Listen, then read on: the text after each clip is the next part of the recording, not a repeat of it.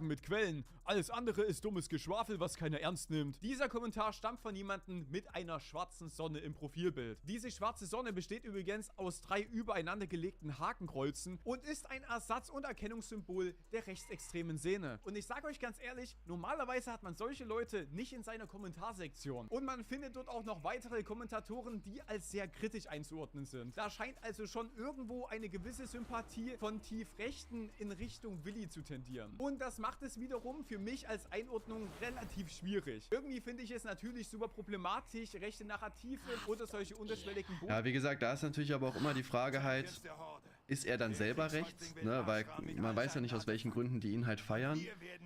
Ist aber natürlich... Ja, schon mal so ein, ja, wie sagt man denn nicht, Zeichen hier, Indiz auf jeden Fall irgendwie, ne, dass er da vielleicht auch so ein bisschen drin ist. Also er scheint sich ja auch nicht klar davon abzugrenzen, das muss man ja auf jeden Fall sagen.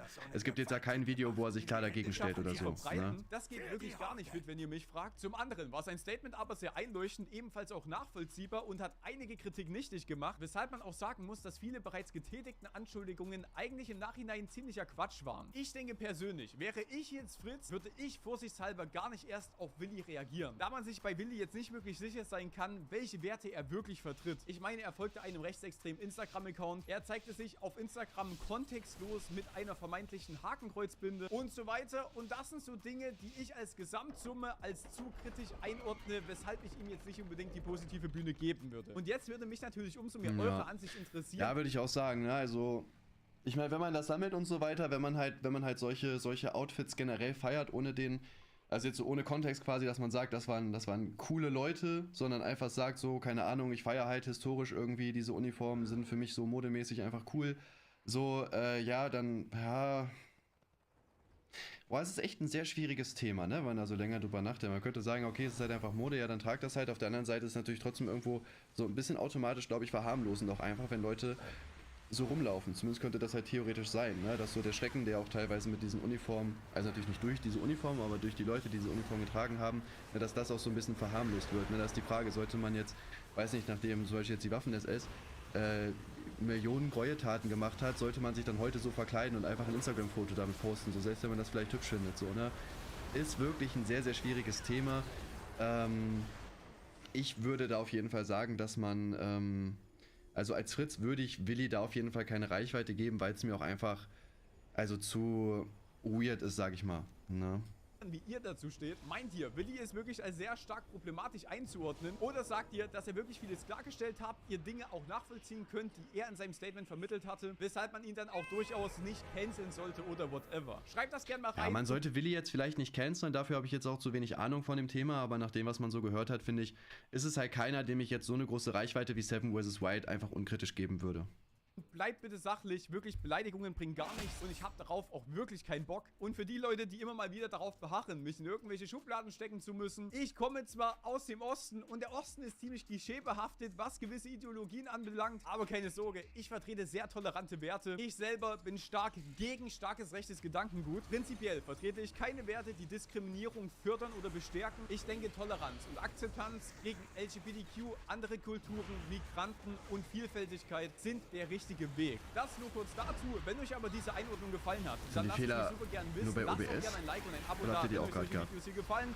Und damit wünsche ich euch jetzt noch einen wunderschönen Tag und wie ist es so schön. Ja, Digga, starkes Statement am Ende, ja, Mann, ja. Gutes Video, gut zusammengetragen. Ein bisschen kurz irgendwie vielleicht, ne? Ich weiß nicht, irgendwie auf relativ wenig eingegangen so, habe ich so das Gefühl. Ich glaube schon, dass das Thema locker größer sein wird. Aber an sich auf jeden Fall gutes Video, kann man machen, ne? Und ja, flackern auch bei dir? Okay, ja, dann weiß ich nicht, ob das jetzt an Opera GX liegt oder meine Grafikkarte oder Elgato oder OBS. Ja, auf jeden Fall vielen Dank fürs Zugucken, Jungs.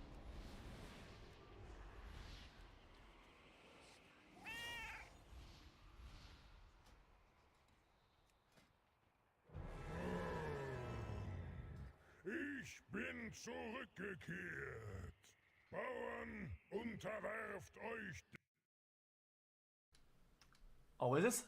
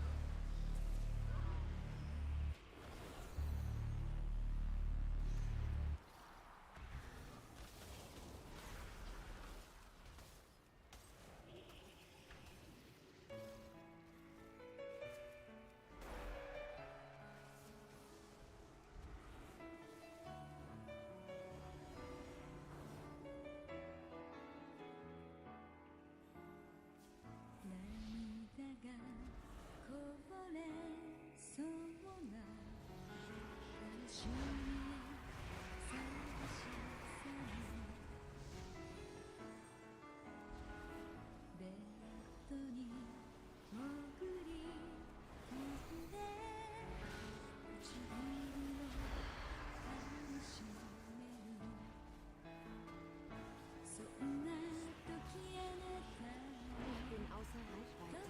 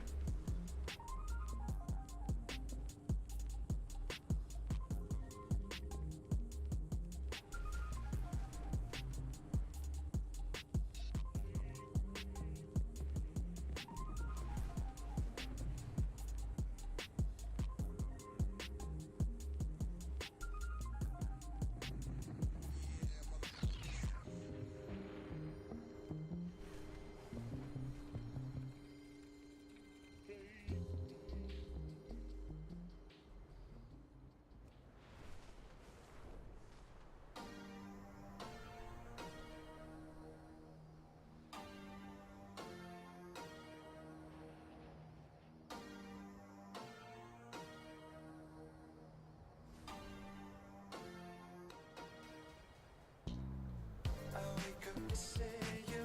Whenever I dream of you, I hope you know that it's true. Spend no more time on you. I wake up missing you.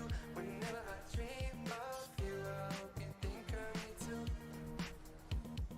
Baby, it's been a long day at work. I'm just praying that we make this work. Don't say you love me if you make me hurt. Stuck together till we leave this earth. Road to riches, but I'll be there first. Me and you, girl, you're my only one. Rolling blunt, bumping forever young. It's just us until the day we done. Baby, it's been a long day at work. I'm just praying that we make this work. Don't say you love me if you make me hurt. Stuck together till we leave this earth. Road to riches, but I'll be there first. Me and you, girl, you're my only one. Rolling blunt, bumping forever young. It's just us until the day we done. You've been on my mind. Tell me, am I on yours? And if not, why not? How can we change that? Baby, what's your fantasy? I'm just hoping it's me. Baby, what's your fantasy? I'm just hoping it's me. Baby, what's your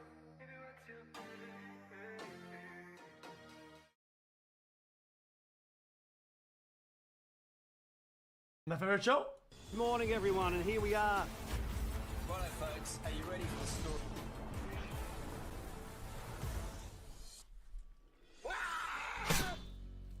Oh my god, it's everywhere.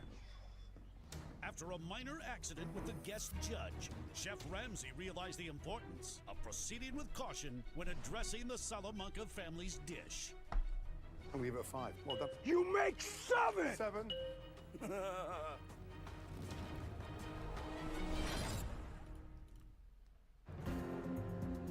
Before we move on Pros. to the next contestant, let's briefly recap some of the minor accidents and other conflicts that have occurred. Hey, young lady, if you're in the mood, don't take it out on my food. Whether you like it or not, you're just holding the whole fucking kitchen up. Talk to me! Shut up. You're done. This just in, the price is $700 and it crushes the Steam Deck. Go buy one. That's what I'm gonna be doing. D-Brand sponsored this video and sucks to be them because this is all they get. A 30-second clip of me telling you to go to Best Buy and buy an ROG Ally. Which is especially funny because they don't even make skins for it yet. I'm kidding, of course. You guys are getting a full video. And it's gonna be a long one that dives into what makes the Ally great and address the inexcusable BS that ASUS dished out during the device preview for this thing. Custom SoC? No. ASUS says that at 15 watts, they are up to 50% faster than the Steam Deck, and at 35 watts, they are double the performance. Those are some big asterisks, you guys. Oh, right, and you completely failed to mention that you get beat at 10 watts. But hey, you are still walking, right?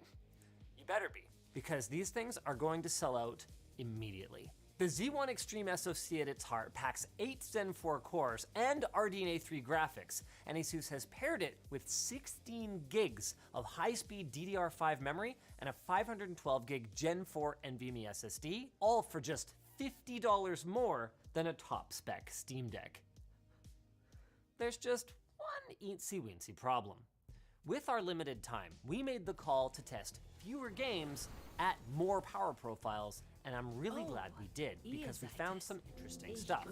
Like the fact that at 10 watts, the Steam Deck mops the floor with the Ally, somehow. Metro Exodus, Forza Horizon 5, and Returnal all saw basically half the performance in both average FPS and 1% lows, showing that, again, no matter what kind of hardware anyone seems to cook up, the Steam Deck just crushes the rest of the field in the super low power draw weight class. I don't know what kind of wizardry Valve has employed here, but it is unbelievable. Until we add a bit more juice, where their advantage completely disappears. At 15 watts, Forza's 1% lows are now double the other way, offering a much smoother and more responsive gaming experience on the Ally. And all 3 games saw the Ally take a sizable performance lead here, anywhere from around 15 to 20% on average. Now that's not really the up to 50% improvement that we were told before, but it's still better than a kick in the teeth. Now, it is possible that at low settings we might see a different story, or maybe if we tested many more games, but we felt like these were pretty representative titles, and 720p medium was a fair reference point for both consoles. What isn't fair is how hard the Ally starts dunking on the competition at 25 watts. We saw anywhere between a 40 and nearly 70% advantage across our test suite, which, to be fair, isn't quite apples to apples. The Steam Deck runs at 800p rather than 720p, but in the real world, I would much rather have the smoother gaming experience than the extra little bit of vertical height. It's not small, like it's the difference between playing on medium and playing on ultra. It's the difference between playing at 30-ish FPS and playing at almost 60 FPS. And it gets even better. You can take this thing with you anywhere, but if you happen to be plugged in, ASUS offers a 30-watt turbo mode that widened the gap substantially in at least one of our test cases. I mean, look at this. This is Metro Exodus, a visually impressive AAA title released just a few years ago, and it's running on medium settings at 100 FPS on average. On a handheld. I guess ASUS finally did find incredible. Now, one similarity between the two devices is the battery. Both are packing 40 watt hours, and at 15 watts, which is a good power balance for both of them, and matched screen brightness at 60 Hz, we found that the Steam Deck's performance was a little bit longer. However, it's worth noting that the Steam Deck's included charger is only 45 watts max versus the Ally's 65 watt charger, so the Ally crushes the deck when it comes to charging time. Unless, of course, you upgrade to a third-party charger, but by the time you do that, well, you might as well have paid the extra money and gotten one of these. Because here's something the Steam Deck can't upgrade to. 1080p, baby! And not only is the Ally's display higher resolution, it's also 120 Hz. And while many, I dare say even most of the games that you'll wind up playing on these devices won't reach such high frame rates, whether it's due to performance or due to frame rate limiters, some of them will. And even for those that won't, it also supports variable refresh rate to reduce screen tearing, leading to a much smoother and more enjoyable experience in everything from games to Steam Big Picture mode, ASUS's Armory Crate, or even plain old Windows 11. More on Armory Crate and Windows later, because I'm not done talking about how great this display is. ASUS advertises 7 millisecond pixel response times, but we measured an average of 4.4 with virtually no overshoot. I just can't get over how smooth this thing is or how beautiful the colors are. We didn't quite reach the 100% coverage of the sRGB color space that they advertise, but 95% is not only not bad, it trounces the Steam Deck's measly 73%, resulting in a noticeably richer, more vibrant picture that really pops. At least, as long as you keep it protected with a tempered glass screen protector from D-Brand. There, I mentioned you guys, alright? This is especially true if you crank the brightness to 500 nits, which makes it genuinely playable outdoors on a sunny day. At least for a little while. It's worth noting that, like the Steam Deck, if you crank everything, especially the 120 Hz refresh rate, you're not going to be gaming for very long under the shade of that tree. The display is surprisingly color accurate too, though, managing an average delta E of just 3.6. But it's worth noting that both of our devices skewed a little bit cooler in color temperature, and adjusting the color temp on the Ally only seems to bump up the reds a bit, so we'd recommend leaving it on default. Now, since CalMan isn't supported on Linux right now, we have limited means of measuring the deck's color accuracy, but I can tell you that with its much worse color gamut, it is certain to be worse. One thing we were able to compare, though, is brightness. The Steam Deck is advertised as 400 nits typical, but we've actually measured over 550 nits on 2 separate decks, which clearly beats even the impressive 500 nits that we measured on the Ally. Why Valve is advertising it so low?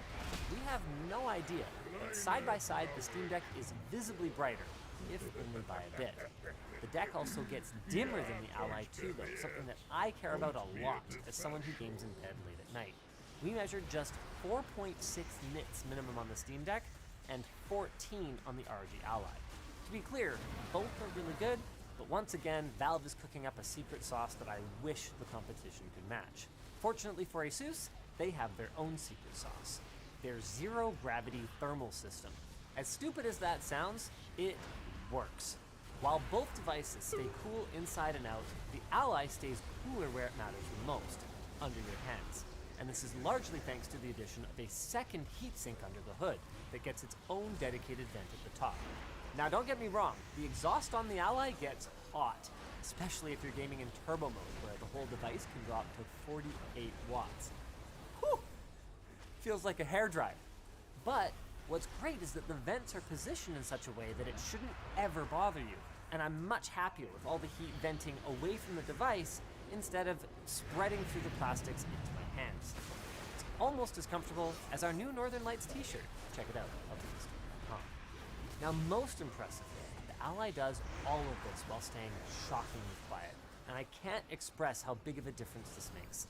I mean, I can show you these graphs where you can see this bump at around 800 hertz that represents the whine of the Steam Deck fan. Apologies, by the way, for our high noise floor here. We're still waiting on our acoustic testing chamber. But the bump doesn't tell the experiential story. And it's huge. Like, it's the difference between me recommending that you play with headphones on and telling you to put your headphones away and just listen to these awesome speakers. That was another pleasant surprise. It doesn't get talked about much, but Valve is really good at audio, and somehow the Ally manages to be even better. The Steam Deck gets a touch louder, but the Ally's frequency response is more balanced, and it doesn't need that extra punch to drown out its stupid fan. It kind of feels like the deck is the beta, and the Ally is the final release here. At least on the hardware side. Another area where the deck still wins handily is ease of use. Admittedly, to those of you who are new to SteamOS or handhelds in general, there is still a learning curve here. It's just a lot smoother than Armoury Crate SE, ASUS's proprietary software that's used to quickly change settings and access all of your games in one place. I think the best thing I could say about Armoury Crate SE is it's not nearly as awful as I expected.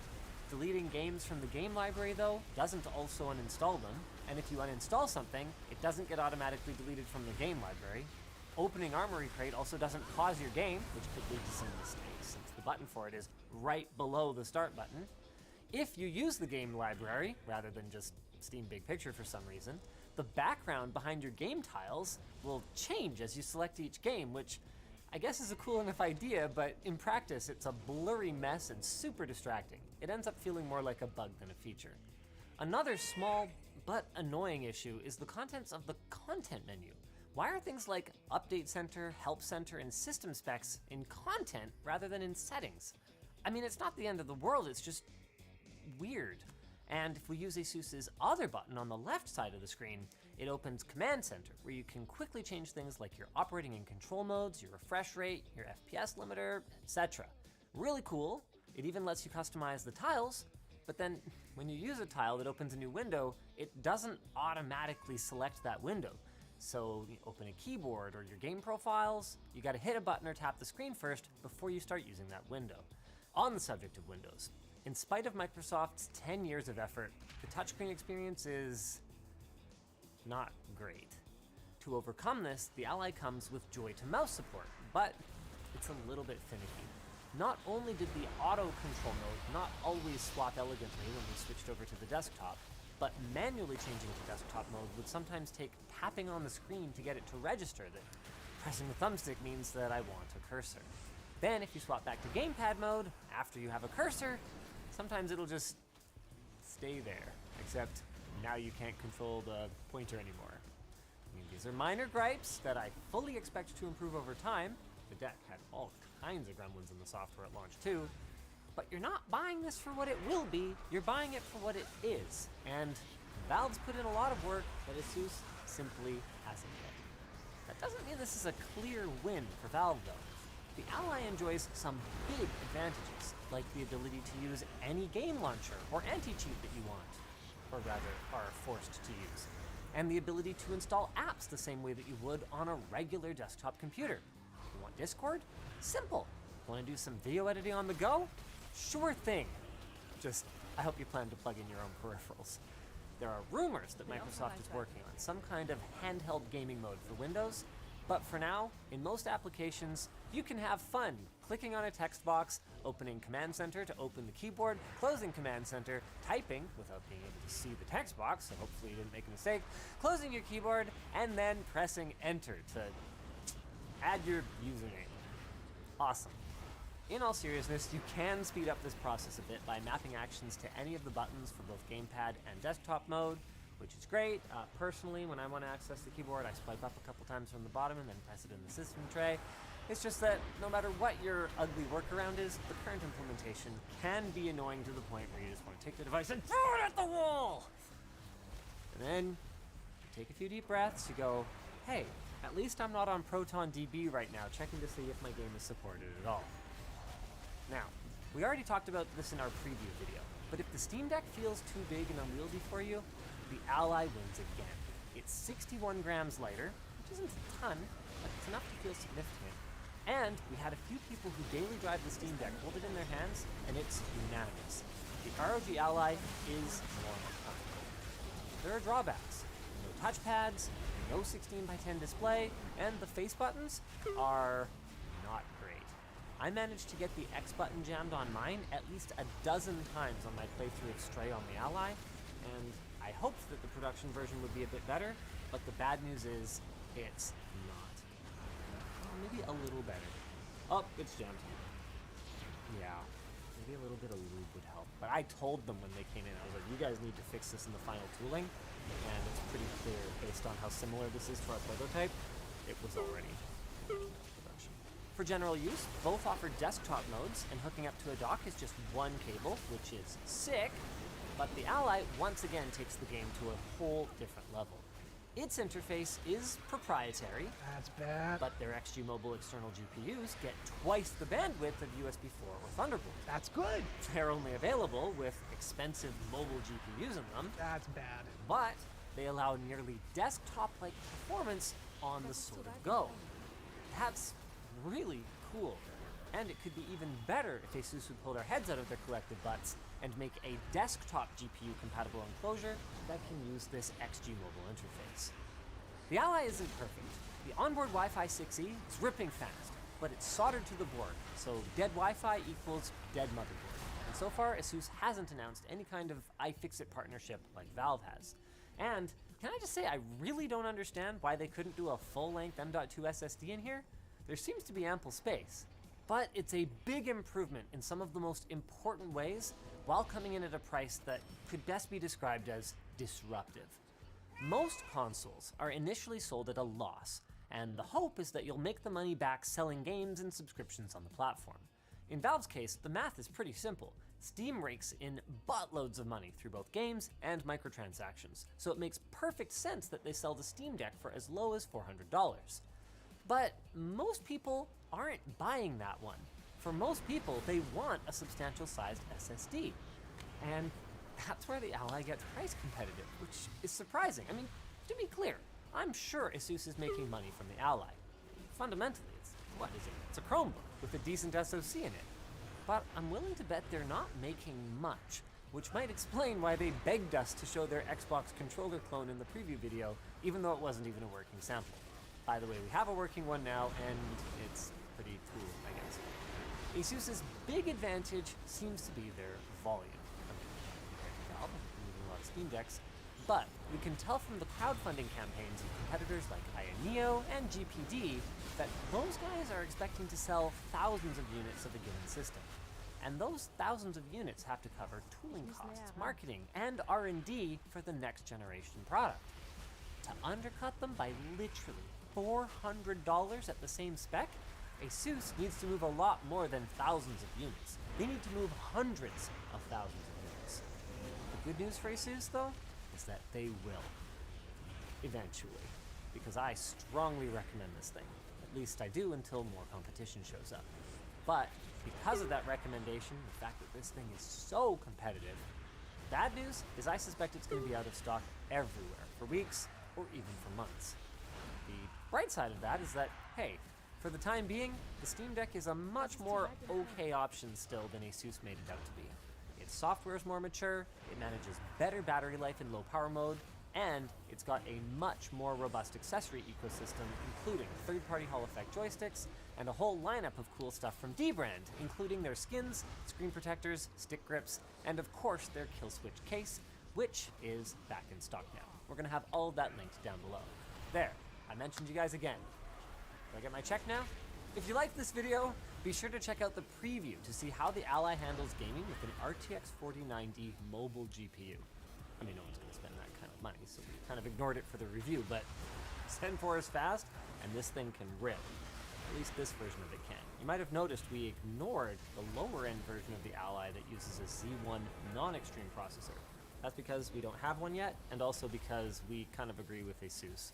Most people are probably going to go for this one based on the price and performance difference. At least on paper. I guess we'll see.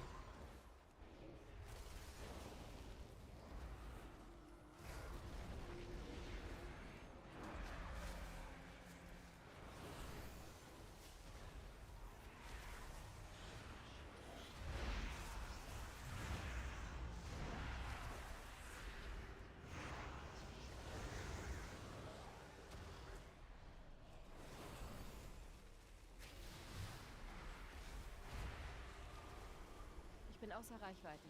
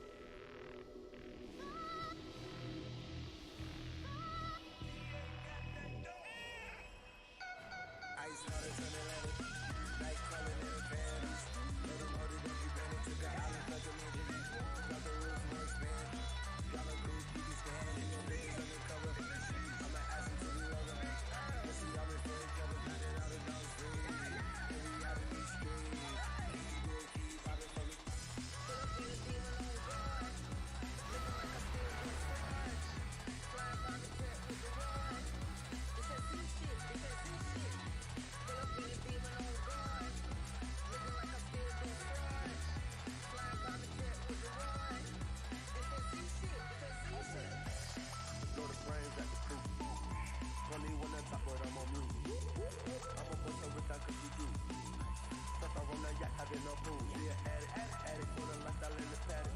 Daddy, now you won't go crush your nail back. I be dripping the dust, I need a captain. And we got more shots in the rough, we foul check em. In the middle of the field, like David Beckham. All my niggas like us for real. I'm trying to help them when I got a meal. Got me the chill, don't know what happened. Feel, do what you feel, I'm on that zombie. I'm more like a Daffy, I'm not no bandit. I'm more like a David Goliath running. Niggas be cloning, I'm on the cloning. Even the knobs, spin at the gun. I go in the mouth, you don't really none. You have to watch, gotta get buzzed.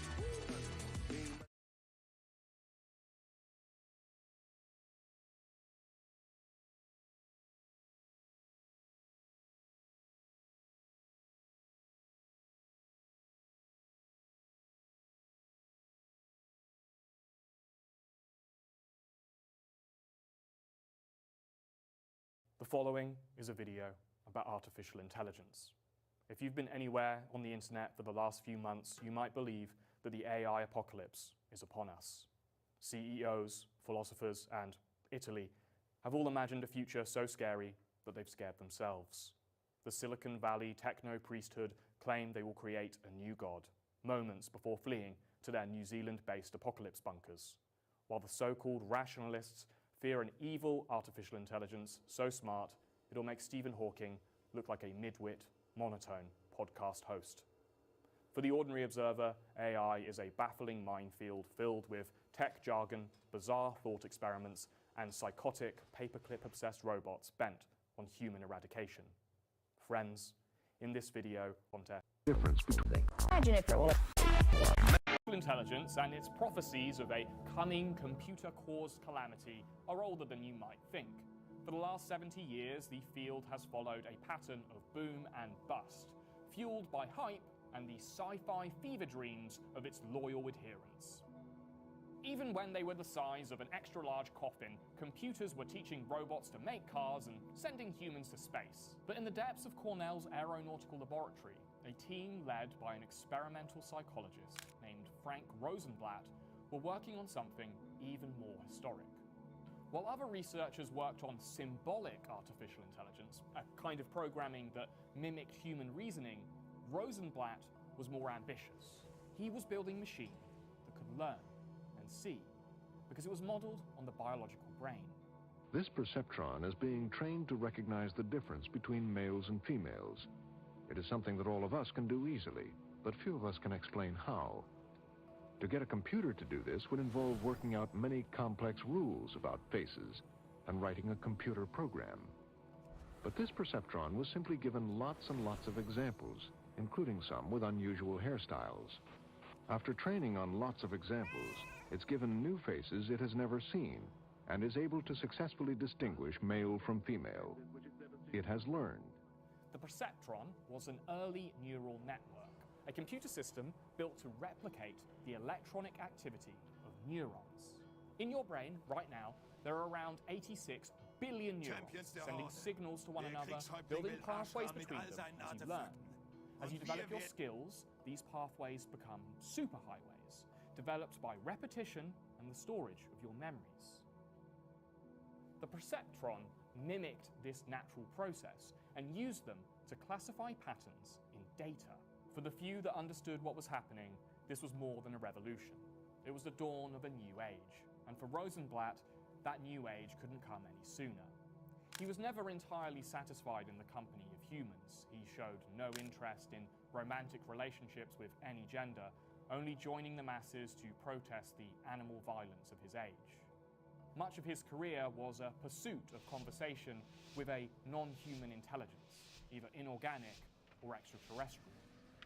Men are all alike. In what way? They're always bugging us about something or other. Can you think of a specific example? In 1965, engineers at MIT booted up ELIZA, a natural language processing program that simulated a conversation with a sympathetic therapist. ELIZA wasn't run on a neural network, she was just a program that searched for key words in a user's input and then spat out leading questions. You're like my father in some ways. You don't argue with me. Why do you think I don't argue with you? You're afraid of me. Does it please you to think I'm afraid? My father's afraid of everybody.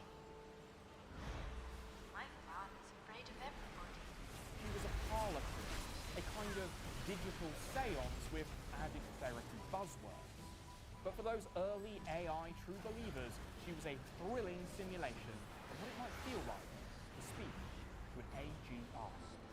Now, AGI stands for Artificial General Intelligence, and depending on which nerd you ask, this is either the holy grail of computer science or the end of civilization as we know it. An inorganic mind, capable of reason, creativity, and goals all its own, with an intelligence on par with that of its creators, and the capacity far surpassed this. Well, now seriously, Professor, you think that one day machines will really be able to think? Well, I think so, but people still disagree about it. I'm convinced that machines can and will think in our lifetime. They will start to think, and eventually they will completely outthink their makers. Well, now that's pretty unnerving stuff. Of course, seeing as you're listening to a bone bag explain you stuff and aren't living on a robot-run slave colony on Mars, their prophecies were a little premature. Progress still moved fast though. So fast that an engineer named Gordon Moore observed that the number of transistors in a dense integrated circuit doubled about every year. It kept happening, so it looked like a law, so they called it Moore's Law. It suggested that the speed and capability of computers would double exponentially every few years. A neat idea, and a great sales pitch to anyone looking for investors. Moore's Law fueled the academic AI community's religious fervor, an unwavering and not entirely unjustified belief in the power of exponential growth. The real AIs of the 1960s, though, were little more than fancy flowcharts, search algorithms that solve simple linear problems by cycling through every possible solution before landing on the correct one. But as these search trees attempted to solve problems with even more possible solutions, they ran into a problem called combinatorial explosion. Their computers just weren't up to the challenges they were being given. By the early 1970s, AI researchers were seen as crackpots, slaving away in an obscure academic fringe with their expensive computers. In 1971, Frank Rosenblatt was sailing across Chesapeake Bay for his 43rd birthday when he was suddenly killed in a boating accident. Colleagues and critics would theorize that his death was actually a suicide, provoked by an angry wave of criticism directed at his increasingly disrespected theories. But Rosenblatt and his contemporaries had already proven something profound, something that would take decades to be truly understood. That the process of intelligence itself could take place beyond the constraints of the biological body. That inorganic matter could house a mind.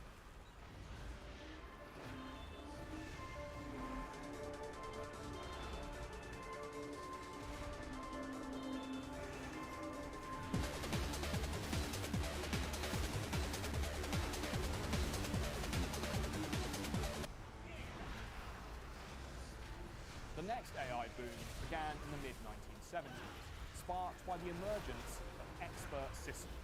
Western economies filled their factories with machines or moved them out east.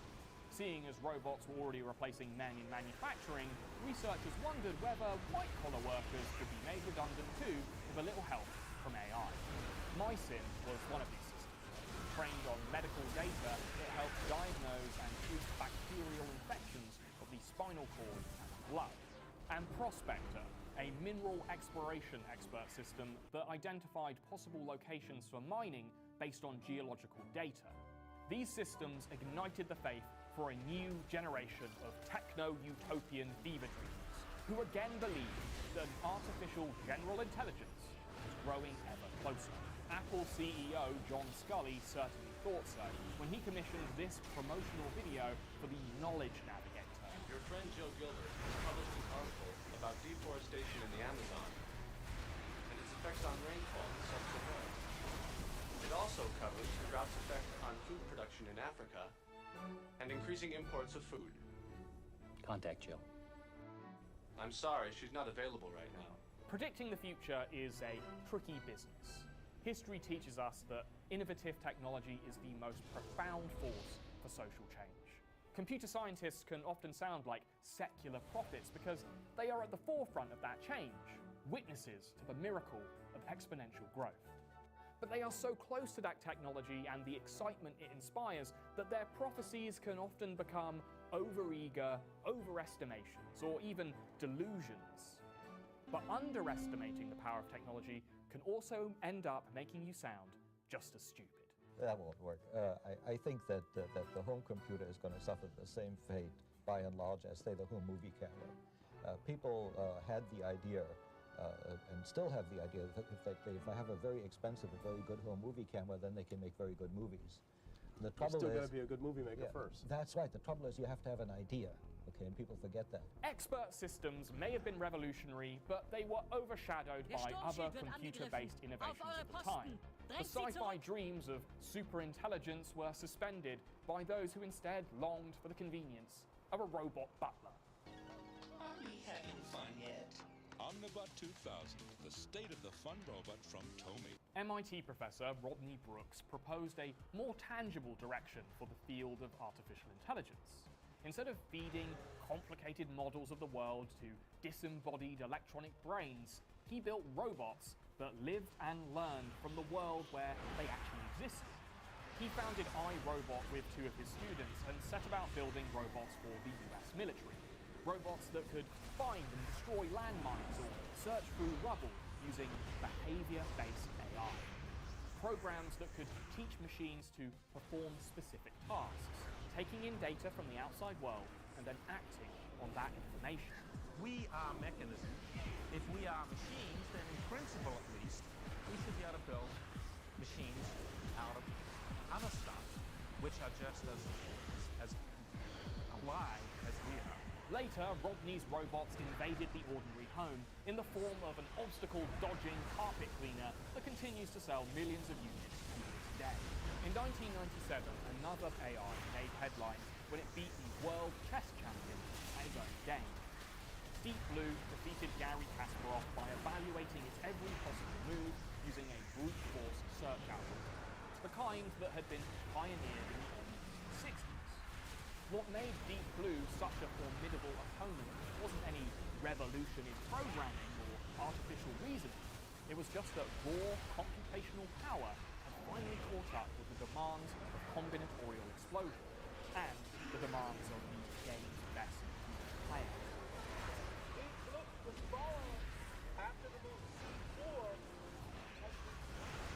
The real impact of Deep Blue's victory wasn't in the tech, it was in the story told. No one is threatened by a carpet cleaner, but everyone pays attention when a robot wipes the floor with the world chess champion. Meanwhile, something truly dangerous was building up in obscure academic research departments across the world. Not a computer or a machine, but a paranoid, schizophrenic set of ideas.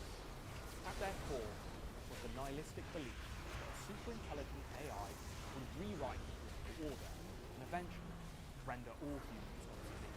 It certainly could be disastrous in the dark disaster type way. It's easy to write stories like that, and it's easy to make scenarios like that. In 1993, mathematician Werner Vinge wrote an essay where he introduced his readers to an incredible apocalyptic concept, singularity, the theoretical point in the future where artificial intelligence would outstrip human reason and spark technological changes so rapid that society would be incomprehensible to those still living. There's certain sorts of things that are probably much more dangerous than others. For instance, research that involves and necessitates faster and faster product steps without looking at consequences. What sort of research is like that? Arms races can be like that. Natural language translation, really effective, fluent natural language translation. I personally think it's probably, you got that, you got security.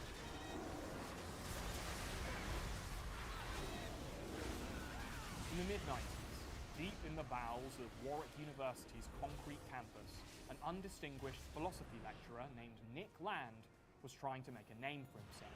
In a bid to attract attention, he co-founded the Cybernetic Culture Research Unit with his colleague Sadie Plant, a paper-thin organization that received no funding, had no specific goals, and really only existed as a piece of paper attached to the door of their shared office. Perfect! When he wasn't writing into the night, fueled by a borderline speed addiction, He would hold court in student bars, buying drinks for undergraduates and smoking endless cigarettes. What he did write was very readable, as his work is mostly a cocktail of anti-human academic doublespeak and amphetamine-fueled occultism. He famously gave a talk on the Black Death from the perspective of the rats, and gave one audio-visual lecture croaking like a frog while lying down behind a projector screen. But among his self-described schizophrenic ramblings, there are traces of genuine prophecy. He wrote about the dangers of radical Islam, the internet as vindictive drugs, the rise of a Chinese superstate, and finally, a coming artificial intelligence that would replace all human life.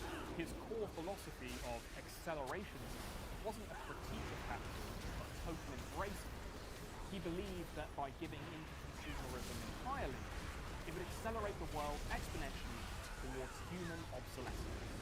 For him, inorganic intelligence would not only be smarter than humans, it would also run on energy that wasn't gained from the destruction and consumption of other organic life. It is then a better state of things, a post-human utopia worth running towards. Nothing human makes it out of the near future alive. After several mental breakdowns and pissing off every single one of his collaborators, Land was retired from the university.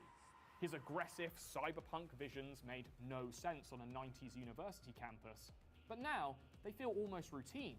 Many of his schizophrenic superfixations are now just headline news. Today's most popular TED Talks are po-faced warnings about the coming AI superintelligence, while Land's brand of intentionally dense edgelord nihilism is now the common tongue of meme makers across the ever-accelerating culture of the internet.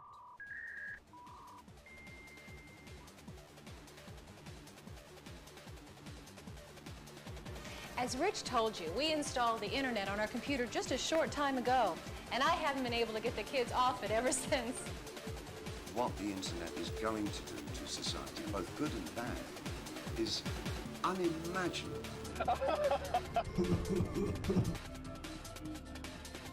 I like my privacy.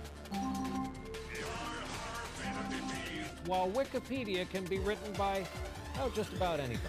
But what we're going to do is get rid of all these buttons and just make a giant screen. Haven't you used Google Maps? No. What's Google Maps? And that's pretty much all there is to say.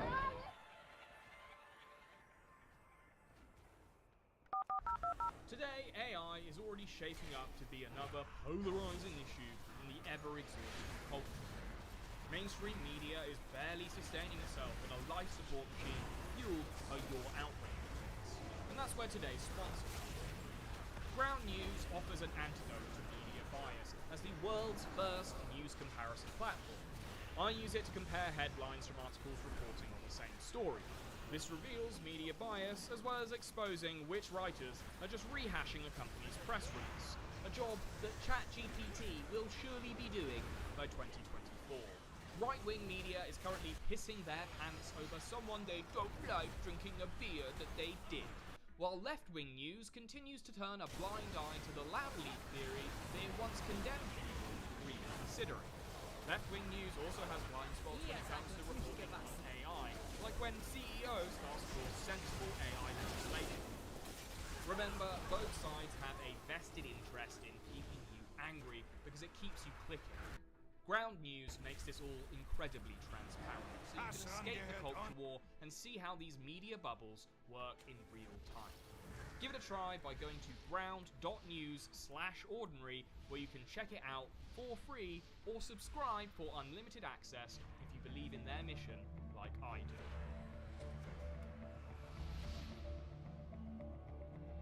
By 2010, the bleeding edge of AI was no longer the exclusive domain of universities, as it had become the pet project of big tech billionaires. Artificial intelligence would be the ultimate version of Google. So we had the ultimate search engine. It would understand everything on the web. It would understand, exactly what you wanted, and it would give you the right thing. And that's obviously artificial intelligence. It would be able to answer any question, basically, because almost everything is on the web, right? As even the most tech-averse were forced to admit that the internet was here to stay, tech companies spoon-fed our data back to us with slick hardware and user interfaces. It was an all-you-can-eat data buffet that early AI researchers could only dream of. But the unexpected rise of social media served up a new, precious kind of data. We stopped teaching the machine what we knew and started teaching it more than any human could ever comprehend. But among all that data were some new ideas, dissident ideologies, deviant sexualities, and a fear that everything was moving much too quickly.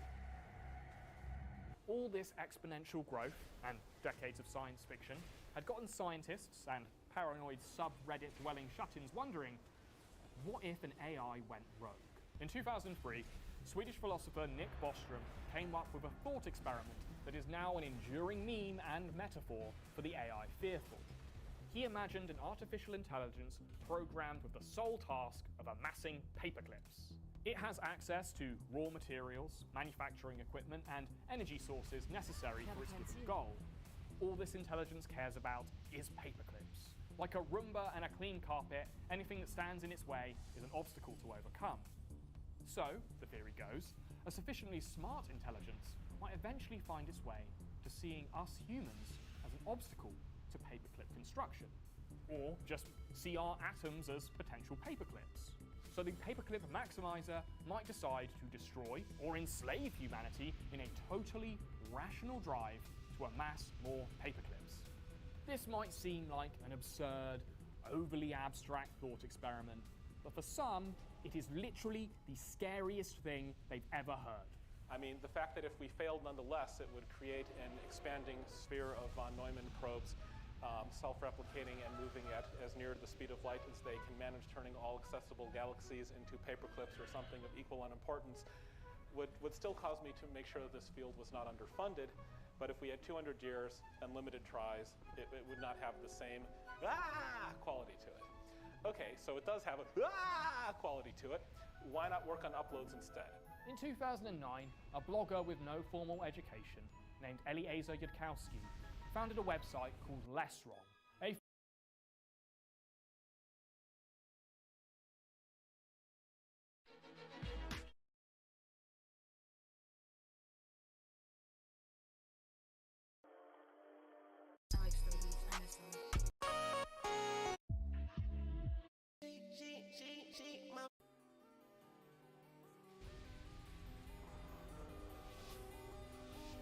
The world ended, didn't you get the memo?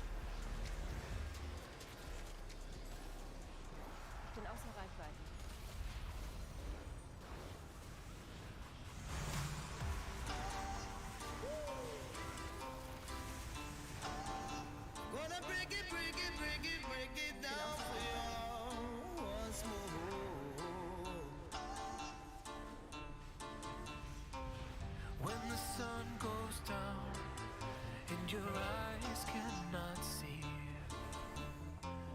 when the sun goes down and your hands cannot reach, when your bones feel like breaking and your heart cannot take another round, I'll be there when the sun goes down.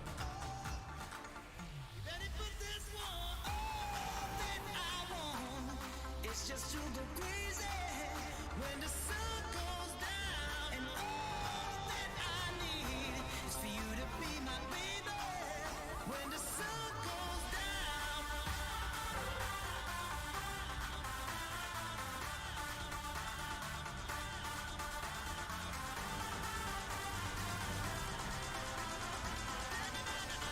When the sun goes down.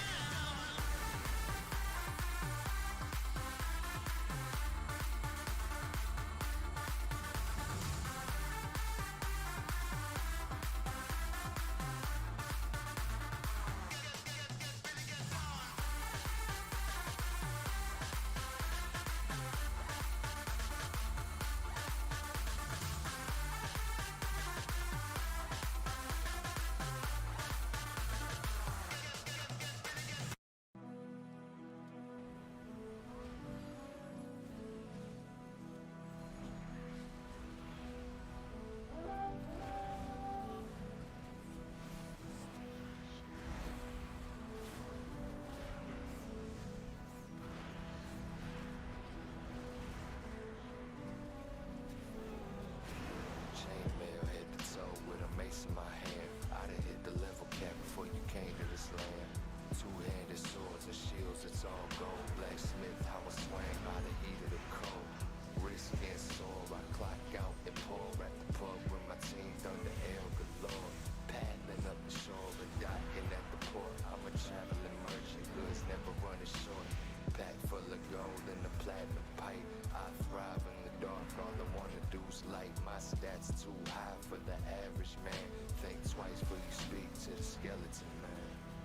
Dark gauge blood, saw that I smoke. Gemstones on my throat, let the commoners know who the king. Dark gauge blood, saw that I smoke. Gemstones on my throat, let the commoners know.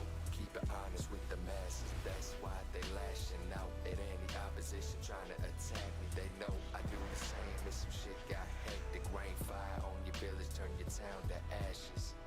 Pitchforks up and torches lit. I read your palm, all I saw was misfortune, bitch. I foresee hellfire in your real near future. Heard you wanna take me out, saw me, but ain't do shit.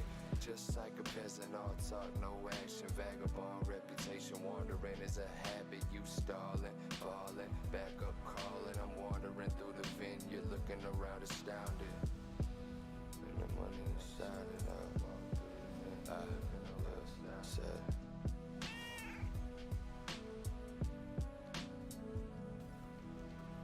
Dark gauge blood, saw that I smoke. Gemstones on my throat, let the commoners know who the king. Dark gauge blood, saw that I smoke. Gemstones on my throat, let the commoners know.